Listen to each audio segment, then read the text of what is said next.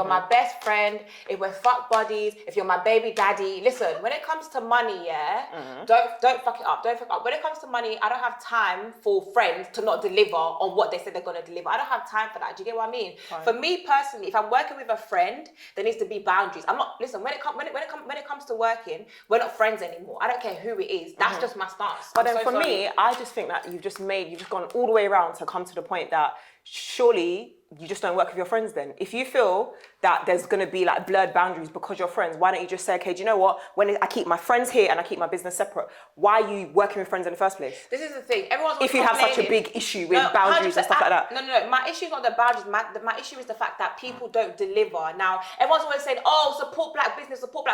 Why are you going to go to Next Man when your friend does this? Why are you going to go to, an able person when you have someone before you, that's someone within your network that does a certain thing. Okay. So my issue is when I that's why I go to people who are my friends. But when I go to them, it's like, okay, cool. I'm not gonna put 100% effort in. I'm gonna be half-hearted. Do you get what I mean? And that's why when I work with my friends, I set them boundaries. I don't care if you're my bestie. We're not friends anymore. When there's an issue, when there's an issue, I'm gonna come to you and I'm gonna say it with chest. You're gonna get HR Deborah speaking. That's what you're gonna get. You're gonna get HR Deborah speaking. I'm not gonna come and say, hey babe, I'm gonna say, listen, this is not done. I'm waiting for the first to be edited and I don't have that. That's what I'm gonna say. Okay, so fine, you've done the work.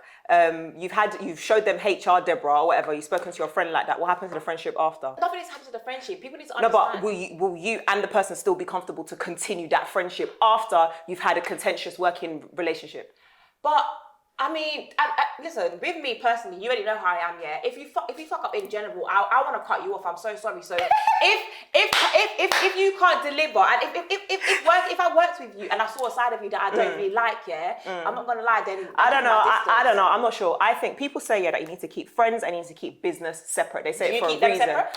I'm getting to just wait. I'm saying people say that you need to keep friends and you need to keep business separate, or you need to keep family and you need to keep business separate for a reason. So I think that if your position and your stance is as strong as you're saying it is now, then that is the rule that applies to you. For me personally, I recognize that yes, sometimes when you're working with friends and family, the boundaries are blurred. But I feel nobody wants to work for a dickhead. Nobody wants to work for an idiot. Nobody wants to work for somebody who's nasty. Do you understand? So the reason why when I have these relationships, I will, make an effort with them. I might ask them how they're doing on a random day. No, you do the most. I'm so sorry. You be inviting people over to your house. You be cooking for them. You be speaking to them late nights in the morning. My man, late nights in the morning. That's too far. Late nights in the morning. Let's talk about your. Who's that dude that was doing your website?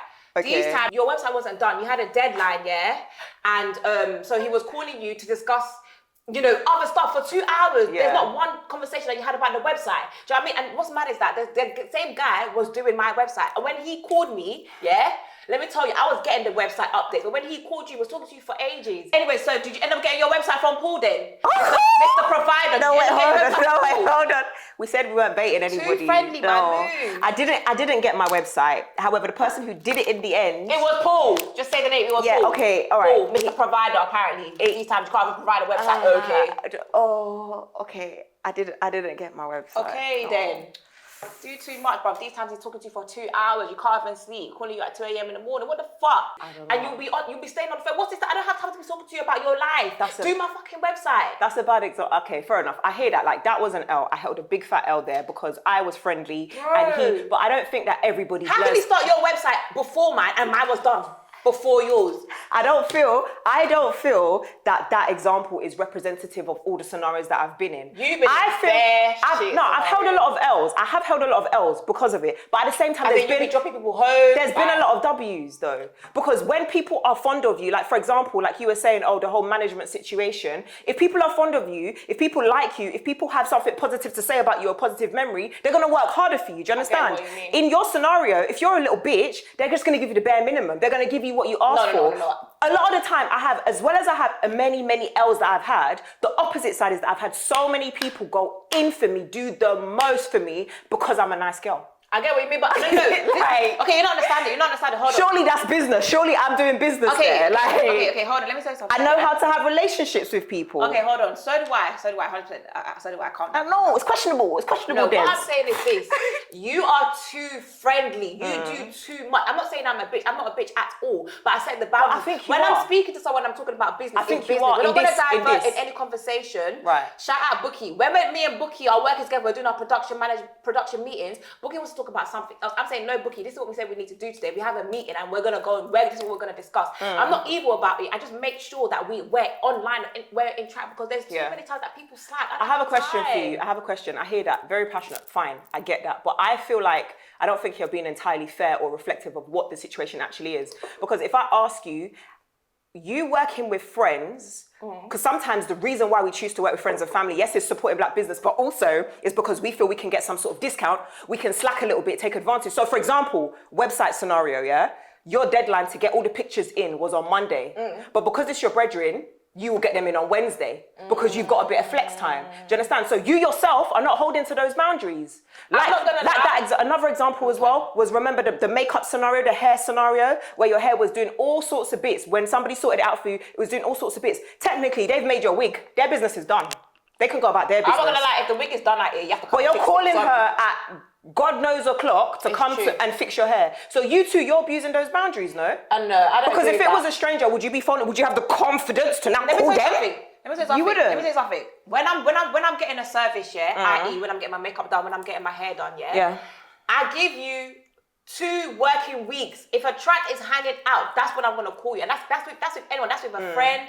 That's with anyone. I will message my hairdresser at 2 a.m. in the morning, to fix my hair for me. Even anyone, friend or not. A friend or not, because you made that wig for me 2 days ago, and my track is hanging, okay? And I need to take content, okay? Right. So I'm gonna call you next time. You make sure you sew nicely so that the track is not falling out. Do you get what I mean? Yeah, but the thing is, if it's somebody you didn't know, you wouldn't have the number, and they wouldn't have to pick up the phone. Do you understand? And then I have another question for you, just one more question to really know, like, if you're about this, boundaries this, boundaries that. I do set boundaries, and I hold up my standard too. You set boundaries, you hold up your standards, cool.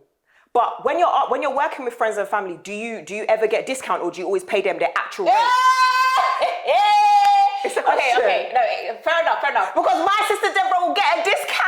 Yeah, I will. Deborah will tell, the person will tell her the price is 1K, 2K. My sister Deborah is going to be asking, but we go way back though. We go way. Okay, no, I don't do that. It's called negotiation. Everybody knows that you negotiate. You don't go for the first price. You're not going to negotiate 10% for a stranger. Yes, I will. It's your brethren that it's your friend that you're gonna negotiate that for. No. Whether it's a stranger or not, I'm negotiating. I'm not gonna always accept the full price. I'm so sorry. However, I do get your point, but at the same time, for me personally, and I've said this over and over again, if you are happy to agree to the amount that I've suggested, and then we agree to work, I don't know. Let's do what we need to do. I don't know. Do you know why? Do you not ask for discounts? No. But would you say that's why you're friendly then? No. Because you know that you're doing it for a discounted rate? No. But what I'm saying is, I don't think that's fair, because I think But it's the same way. I think you're compromising the person. The person says to you, my rate is $1,000. Yeah? You're like, What time did they even feel comfortable telling me that their rate is $1,000? Okay, can I have a little bit less? I think that if somebody says that their rate is $1,000 and you're paying them £200, with that territory, this is why I like to pay people what they quote me. Oh, but you don't pay the full price. You don't pay the full price. Give me a scenario of who I've negotiated down. Okay, do you really want me to give you a scenario? Give me a scenario of who I've negotiated down from what they said. Oh my days. Do you really want me to give you a scenario? Give the example. Right now. Please. Because... Can I say names? No, don't say names. Say who the guy that does your Instagram, helps you with your Instagram content. Did you not negotiate the price? No. Okay. I didn't negotiate the price. Comment down below. I don't get the full service from him because I know I can't afford what he wants me to pay. So that's not negotiating down. Okay. I feel if somebody says a price, I'm not calling it down. If I am, it's going to be ever so slightly. I don't believe that. Ever so slightly doesn't make a difference. You're not paying the full price. No, because you're still the same thing. I have a scenario where the person's rate was £1,300 and you tried to pay them $150. That's a piss take. What? That's a violation. There's no way. Can I say names? There's no way. That's a violation. There's no way. And then you expect them to. You're making that up. You're making it up. And then you expect them to deliver. Why are they going to deliver? Because they agree. When you're paying Where you only pay for their petrol. Why would they deliver? Disclaimer, everybody. It's true. I have never, ever in my life, that is 1%.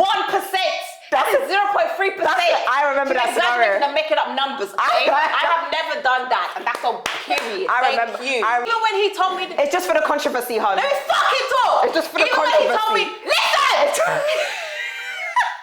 Hey, let me tell you something, yeah? What had happened was... No, I don't care. No, what had happened was, yeah, he said his price, then he asked me what my budget was, and I said my budget. And even when he said his price, he said it in a shaky voice, because he knew it was going to be too high for me. Yeah. He knew it was going to be too high for me, a start-up business. Yeah, then why are you... Then why are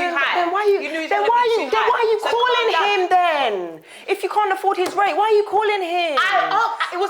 Go and find an intern in uni who's doing videography, wants to work for free. Why are you going for somebody who's working for big companies? Listen, it was not fair. It was an inquiry. You know how it goes. It doesn't. You know how it goes. Stop acting like you just go straight in and you're like, oh, this is what I want. I remember that scenario, bro. That's what I'm saying. No, I remember that scenario. That's absolutely wrong. I don't agree. I just feel like personally, I just think you just.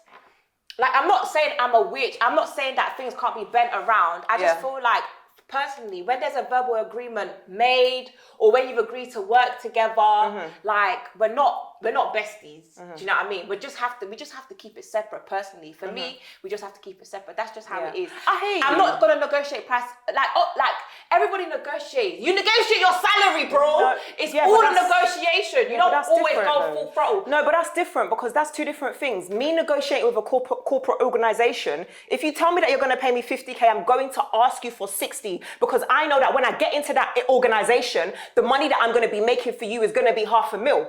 But you will pay me as little as possible. So I'm going to negotiate the hell out of those on your boards. That's what I'm going to do. But friends and family, little small black business here, little this, that, and the other, everybody's trying to come up. So I'm going to try and pay you as close to your rate as possible. That's my personal view. That's what I try to do. And then in terms of 100%. boundaries as well, okay, fair enough. Like, I'll be fair and say I have held so many L's. So many L's. But the thinking behind it is that, okay, if this person, you know, if I can build a good relationship with this person, then I'm more in a better position for them to do good work. I want to ask you a question. In the end, did you even get your website? No. And that's my point. You didn't even get your website. So that's it. Just forget it. Just forget it. You didn't even get your website. Okay. Whatever. No. I didn't get the website from that particular person. However, the person who did do my website in the end, they really, really did the most. Do you understand? So I think we can both take a little bit from each other's books. Like, I think you're too harsh with your friends. I've heard you speaking to some of your brethren before, like your mates, and I'm thinking, what's going on? Like, your voice note in them, like HR Deborah. Yeah, because they said that they're gonna. Go on. I don't care. And I think that I definitely do too much sometimes, and I've held L's, and men have definitely, specifically men, have definitely abused it. Like, 100%. I've been in restaurants where people are trying to lips me. I thought I was going for a business That has never meeting. happened to me. Do you know what I mean? You told me the maddest thing. No one will ever in their day in life try and lips and we're talking about business or we're working together. Are you dumb?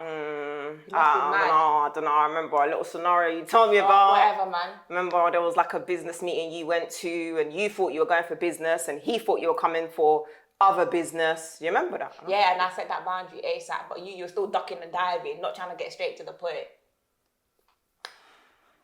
Fair enough. Okay, so where are we gonna sit? We're both gonna take a leaf from each other's book at this point. I think so. That's what we have to say. I'd say, yeah, I think I'd do too much. I'd admit that I do too much. However, for me, it is still important to have a good working relationship with people that you're working with. Even a stranger, I'll take them a little bit, I'll try my best to be like nice and stuff, so that I can hopefully, you know, get a little bit more for my money. That's the mentality. But just a disclaimer, like, just because I'm nice, it doesn't mean I'm trying to get something. I don't want people thinking like, all right, that's why she's nice. No, it's not. It's just, you know. So yeah. All right, guys. Well, let us know what you think, if you're going to take Deborah's approach or if you're going to take my approach. Let us know your thoughts. And do not forget to like, comment, subscribe. You're supposed to say it with me.